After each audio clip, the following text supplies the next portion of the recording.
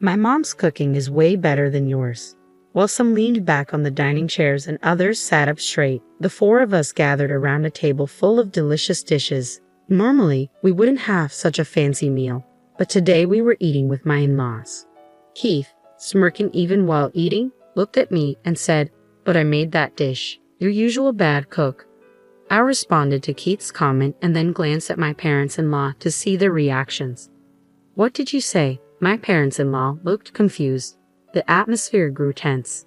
For a moment, it felt like time stopped, and everyone just sat there, unable to move or speak, with their forks in their hands. I thought it was time to stop hiding my feelings. I didn't want to keep up my relationships with Keith and his parents while secretly feeling so unhappy. I was ready to fight back. I had planned my revenge on Keith for a long time, and today was the day. That's why I left our daughter, Naomi, with my parents. I didn't want her to see this ugly side of things or get upset by the conversation. I was determined to reach my goal and felt secretly pleased about it. My name is Rachel Davis. I'm 34 years old, and my daughter, Naomi, just started elementary school. I'm a typical housewife, living a comfortable life. Even though I call myself typical, I married into a wealthy family, so I can enjoy some luxury. However, I wasn't overly greedy. All I wanted was to be happy with my husband, Keith. Most people would think we have a happy life, but there was one thing that troubled me. Keith, who is 39 this year, had been coming home late more often recently. He's always had late nights since we got married because he works at a big company and has a lot of responsibilities. I figured his job kept him busy, so I didn't complain. Plus, on his days off, Keith would spend time with Naomi and sometimes take us on family trips. Keith had never complained since we got married. Even though he often felt stressed from work, he always tried his best. I thought it wouldn't be fair to suspect him of something like infidelity. In many families, stress and complaints can lead to arguments, but that wasn't the case for us. Keith didn't have bad habits like drinking too much or being mean. He was quite respectable. Sometimes I admired him, thinking that people from good families tend to have good manners. However, something changed this year. Sometimes he would respond to me in a distant way, even when I talked about ordinary things. Recently, he started spending more time on his smartphone, and our conversations became less frequent. I thought it might be due to work, so I didn't question him about it. One weekday evening, our daughter Naomi came home from elementary school and said, "Daddy was with someone I don't know." Upon hearing Naomi's statement, I stopped slicing vegetables in the kitchen. "What do you mean?" I hadn't planned on asking Naomi about such things, but with Keith's recent strange behavior, doubts had started creeping in. I was curious, so I gently probed for more information from Naomi. "What did this person look like? Was it a woman?" "I don't know," Naomi replied. "Okay, how old did she seem to be?" "Probably around your age, Mom." "All right, thanks." With that limited information, I couldn't be sure if Keith was cheating. Given his high position, it could have been work-related. But something felt off. Troubled by this uneasy feeling, I decided to go somewhere specific the next day. "I'm sorry for bringing this up suddenly," I apologized. "No, it's okay. I understand the situation with your husband now. What exactly would you like me to look into?" Timothy asked. Lost in my thoughts while sitting on the couch, I watched as Timothy spread out some documents on the glass table in front of me. "We have a plan where we can take photos for evidence or have our staff interact closely with your husband to gather information, and then," Timothy explained the details carefully. "I think I'd like to go with this option," I said, pointing to the plan outlined in the documents, nodding in agreement. "I'm currently in the city, having visited a detective agency located in a back alley not far from downtown. Across from me sits Timothy Rogers, dressed in a black suit, the detective assigned to my case. Since yesterday, I've been plagued by a persistent suspicion that Keith might be cheating on me. Reluctantly, I turned to a professional detective. Ghosting my husband, with whom I've shared my life for several years, wasn't something I could easily discuss with anyone else. Yet the need to uncover the truth outweighed my reservations, and I recounted the events leading up to our meeting. "So, what kind of work does your husband usually do?" Timothy inquired. "He's in a managerial role in sales at a major corporation. Like a department head or something?" "Yes, something along those lines. But right now, I prefer not to disclose the company's name. Is that all right? I wanted to keep things low-key and avoid involving people who weren't directly connected to what was happening between Keith and me." I understand. Depending on how things progress, we may need that information, but for now, Timothy paused to clarify. Just to confirm, does your husband typically work at the company's main office or at a sales branch? I believe it's the sales branch, I replied, trying to recall. Got it. If he's based at the company, knowing the name would help. I can tell you, but only if you promise not to share it with anyone. Timothy looked a bit nervous as he handed me a pen, and I quickly wrote down the name on the notepad he had placed on the table. This company is pretty big, or rather well known. Yes, exactly. That's why I didn't want to mention it. Can you please keep it confidential? Absolutely. We don't want to cause any trouble for the company. This is strictly about your personal situation. Timothy nodded solemnly, took a deep breath, and continued our discussion. 2 weeks passed since then. I returned to the detective agency and met with Timothy again. I'm sorry to have to tell you this, but your husband is indeed cheating. Oh, I see. I widened my eyes in surprise, and at the same time, I sighed as if resigning myself to the truth. I was hurting inside. What had been a small suspicion had now become a painful reality, yet I felt a sense of duty to face it. It was this mix of emotions that kept me outwardly composed. What's the next step? Should we continue the investigation further? Yes, please. That would mean getting more deeply involved. Are you sure about that? Timothy asked cautiously. Yes, I replied firmly. Even though my heart felt heavy, I was determined to uncover the truth, so I nodded slowly. So the affair is confirmed now? I asked, needing confirmation. Yes, unfortunately. There were times when your husband was living with the woman he had the affair with, Timothy replied somberly. I see. So those times he didn't come home late because of work, but to be with his mistress. Knowing this made anger surge within me, I admitted bitterly. Do you want to see the photographic evidence now, or would you prefer to see it later? You can also choose not to see it, Timothy offered carefully. Show it to me, I said firmly, despite the turmoil inside me. Are you sure? He asked, concerned. Yes, please show it to me, I replied with a trembling voice. Timothy retrieved a photo from a brown envelope and handed it to me. As I looked at it, I saw Keith entering his mistress's house. Naomi hadn't been mistaken. The woman appeared to be around my age, but slightly younger and attractive. Keith seemed happier with her than with me. Naomi was only in first grade, and the thought of divorce pained me, but I couldn't bear to stay with a cheating husband. If this affair harmed Naomi in any way, I knew I had to act now. I looked at the photo again, suppressing my hurt, and made my decision. I need as much information as possible, I said firmly.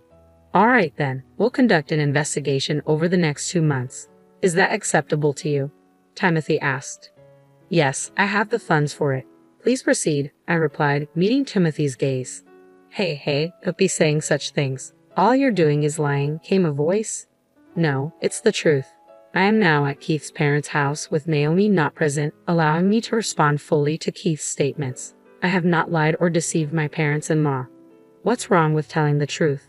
And there's no benefit for me in lying, I assert. A few days ago, Timothy completed his investigation and handed me a report, which I now have in a bag beside me. With this evidence, Keith won't be able to deny his actions, and once it's presented, his parents should understand. However, I need to approach this carefully, knowing Keith is capable of deceiving even those closest to him. I plan to reveal the truth to his parents while carefully observing the situation. You're crazy. My son would never cheat. You're just making up lies like Keith said. It's rude to accuse him falsely, Robert's voice boomed from inside the room. Moments ago, we were all chatting pleasantly, but a small disagreement between Keith and me had quickly turned the atmosphere tense. I had simply mentioned that Keith had been coming home late for the past 6 months, but he immediately became defensive and accused me of lying. I knew I had provoked this, but my resentment towards him ran deep. I had come to this gathering with a sense of needing to confront him. Keith said you can't even handle basic household chores properly. You're just sitting at home, doing nothing, Robert continued, his voice sharp. That's a misunderstanding, I replied firmly. A misunderstanding? Are you calling my son a liar? Yes, I affirmed, keeping my composure despite Robert's intimidating stare. That's absurd. My son is exceptional. I've given him the best education and upbringing. I taught him respect and responsibility. He wouldn't do something like cheat, Robert insisted adamantly. Robert's refusal to accept Keith's actions stemmed from his ignorance of the truth. His demeanor grew more tense by the moment. I was poised to present the evidence and reached for my bag. I used to trust you, but not anymore after this, Susan interjected with disappointment in her voice. Susan had always been kind. When I arrived early at their home today, she greeted me warmly. It was Susan who had initially encouraged Keith to marry me, owing to our mother's long-standing friendship. Yet now, Susan regarded me with suspicion, as if I were a criminal. If things are this bad, we might have to consider divorce, Susan sighed, her words heavy with resignation. I hadn't wanted divorce to be mentioned. Our family runs a prominent company. If people find out that someone like you is married to my son, especially since Keith is set to become CEO in about 10 years, it will reflect poorly on us. Susan continued, her tone direct but her expression apologetic. Plus, she can't even cook properly and is cheating. That's not true. I cook just fine. I defended myself. Really? Your cooking tastes awful, Susan retorted. In that room, where tension hung thick, Keith casually picked up his fork, took a piece of grilled fish from the table, and started eating. His arrogant demeanor grated on my nerves. You know, Mom's cooking is way better than yours, Keith remarked with a laugh. What? That was made by me though, wasn't it? Your usual mistress whose cooking is awful, I muttered in stunned disbelief at Keith's remark. The atmosphere in the room turned tense instantly. Excuse me. Both sets of parents-in-law looked shocked, mouths hanging open. Keith's eyes widened as he dropped the grilled fish he had picked up with his fork onto the table. What are you saying? Susan's voice quivered with surprise. Just what I said, I replied calmly to Susan's question. As I've been saying, the one lying here is my husband. Stop making up stories. Keith slammed his fork down, his voice rising. It's not true. Besides, I cooked that grilled fish this morning when I arrived, not your mother. You and your father wouldn't know since you came later in the afternoon, I explained, maintaining my composure. Keith's irritation grew, and his face flushed red with anger. You have evidence? Keith challenged, standing up from his seat. Yes, I do. I'll show you, I asserted firmly. What? No, you're lying. This is nonsense. Keith protested vehemently. It's true. I'm serious, I asserted firmly, meeting Keith's eyes with an unusually serious expression. Well, anyway, I haven't done anything wrong, Keith muttered, sitting back down quietly. You understand the consequences if this turns out to be true, right? Robert's voice rang out angrily.